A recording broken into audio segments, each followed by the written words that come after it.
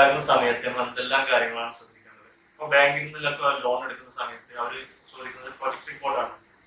അത് എന്തിനാണെന്ന് വെച്ചാൽ ഈ ഒരു സ്ഥാപനത്തിൽ വരുന്ന നിലവിൽ എത്രയാണ്, എങ്ങനെയാണ് ബിസിനസ് നടക്കുന്ന സ്ഥാപനമാണെങ്കിൽ എങ്ങനെയാണ് അവരുടെ ടേൺ ഓവർ, അവരുടെ ബിസിനസ് എങ്ങനെയാണ് പോകുന്നത് എന്ന് അറിയാനും ഭാവിയിൽ എങ്ങനെയാണ് അവർ ഉദ്ദേശിക്കുന്ന വളർച്ച എന്ന് അറിയാനും വേണ്ടിയിട്ടാണ് പ്രൊജക്ട് റിപ്പോർട്ട് ചോദിക്കുന്നത്. മിക്കവാറും സ്ഥാപനങ്ങൾ കഴിഞ്ഞൊരു വർഷത്തെ ഫിനാൻഷ്യൽസും അതുപോലെ തന്നെ ഈ വരുന്ന വർഷത്തിനാണ് എസ്റ്റിമേറ്റഡ് ഫിനാൻഷ്യൽസും വരുന്ന 2 വർഷത്തെ പ്രൊജക്റ്റഡ് ഫിനാൻഷ്യൽസും ആണ് ചോദിക്കാറ്.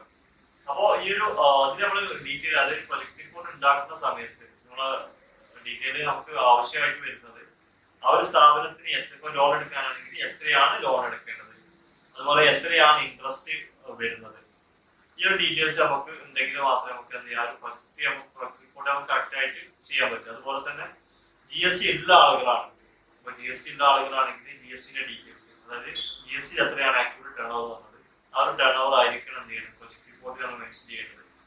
ഈ വരുന്ന വർഷം വരാനിരിക്കുന്ന വർഷത്തിന്റെ ടേൺ ഓവർ നമുക്ക് അറിയില്ല എത്രയാണ്, അപ്പൊ അത് നമുക്ക് കൂടുതൽ കാണിക്കാൻ പറ്റും.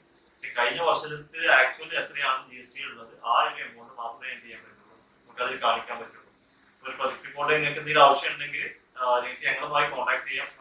ഡീറ്റെയിൽ ആയിട്ട് പ്രൊജക്ട് റിപ്പോർട്ട് ചെയ്തു തരുന്നതാണ്. അപ്പൊ അതിൽ ഞങ്ങൾ മെൻഷൻ ചെയ്യാം ഡോക്യുമെന്റ്സ് നമ്മൾ ചോദിക്കുന്ന ഡീറ്റെയിൽസ് ഇതാണ്.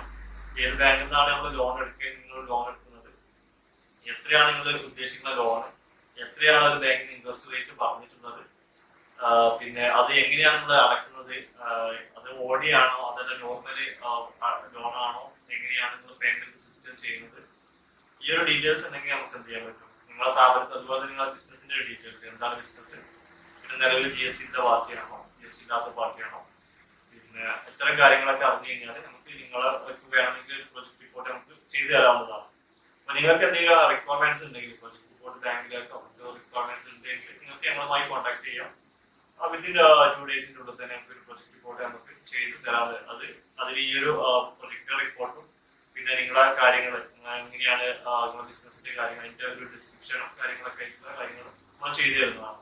അപ്പൊ അങ്ങനെ എന്തെങ്കിലും റിക്വയർമെന്റ്സ് നിങ്ങൾക്ക് ഞങ്ങൾ ഈ ഒരു നമ്പറിൽ കോൺടാക്ട് ചെയ്യാം.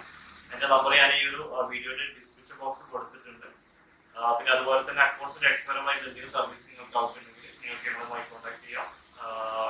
അതുപോലെ പലർക്കും GSTയുടെ ഇൻകം ടാക്സിലേക്ക് നോട്ടീസ് വന്നാൽ ബുദ്ധിമുട്ടുന്ന പലരും ഉണ്ട്. അപ്പോൾ അതിനാരെ സമീപിക്കണം എന്ന് അറിയില്ല, അടുത്ത ആളുകളില്ല. അങ്ങനെയൊക്കെയാണെങ്കിൽ നിങ്ങൾക്ക് ഞങ്ങൾ വാട്സപ്പിൽ കോൺടാക്ട് ചെയ്താൽ മതി.